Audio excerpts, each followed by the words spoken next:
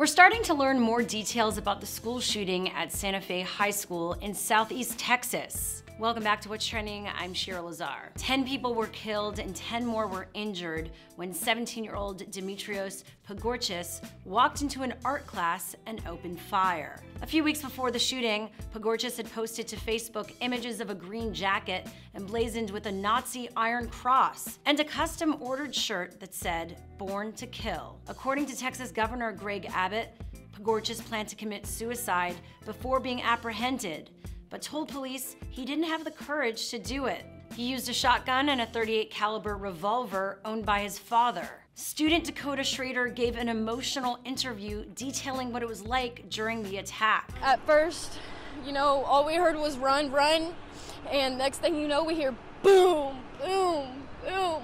And then everybody just started running, tried to make it to the safest place I could as fast as I can.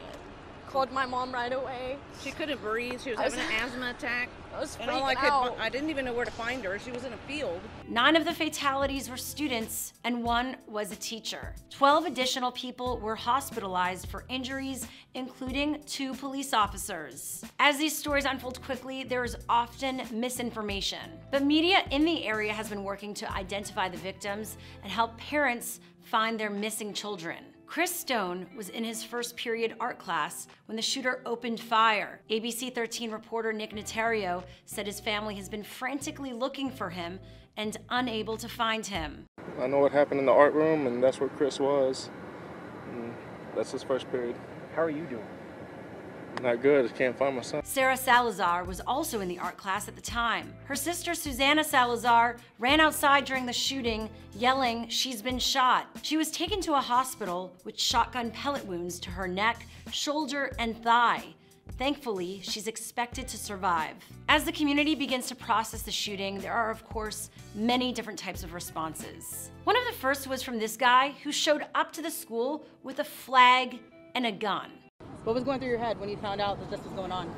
Get to the school, make America great again. By doing what? What was your plan of action? Offering support. God bless you all. Will go a long ways right now for a lot of people. Thank you. I'm gonna head this way. God bless you all.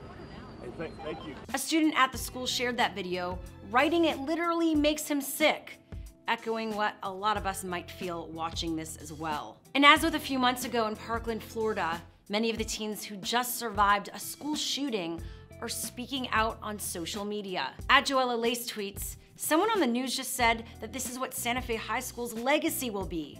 I reject that. I want our strength to be our legacy, not this." Candy Thurman writes, "Today I had to hide under my teacher's desk with my best friend bawling behind me. The cops finally came and got us out and told us to run as fast as we can. I've never been more afraid in my life." Meg Zhu says, "It's funny that I've had to tell people for years that I'm from Sante Fe, Texas, and not New Mexico, because no one has ever heard of the town. And now the entire country knows it exists because of this." Survivor at Semisonics wrote, "My parents are Trump supporters.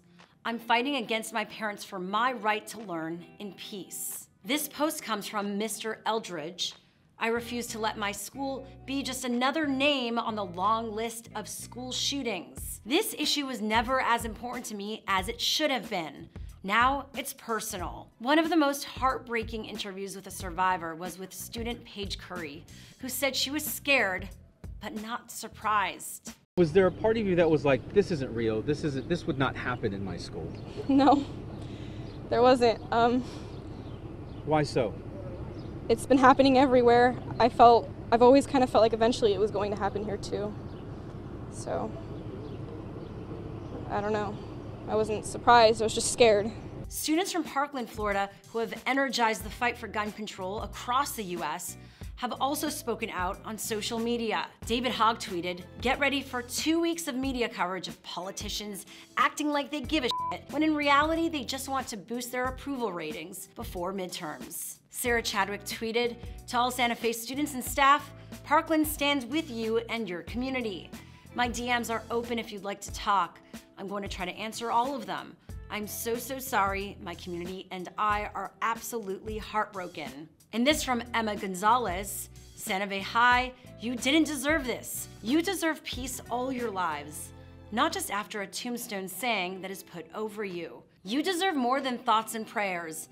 And after supporting us by walking out, we will be there to support you by raising up your voices. Again, our hearts go out to the communities in Santa Fe, Texas, as they begin to heal from this senseless tragedy. It's the 22nd shooting at a school in 2018, and the most deadly since the shooting at Marjorie Stoneman Douglas High School in Parkland, Florida on February 14th. You can go to everytown.org and momsdemandaction.org to learn more about the movement to prevent gun violence in the United States. For the latest updates on the story, go to whatstrending.com.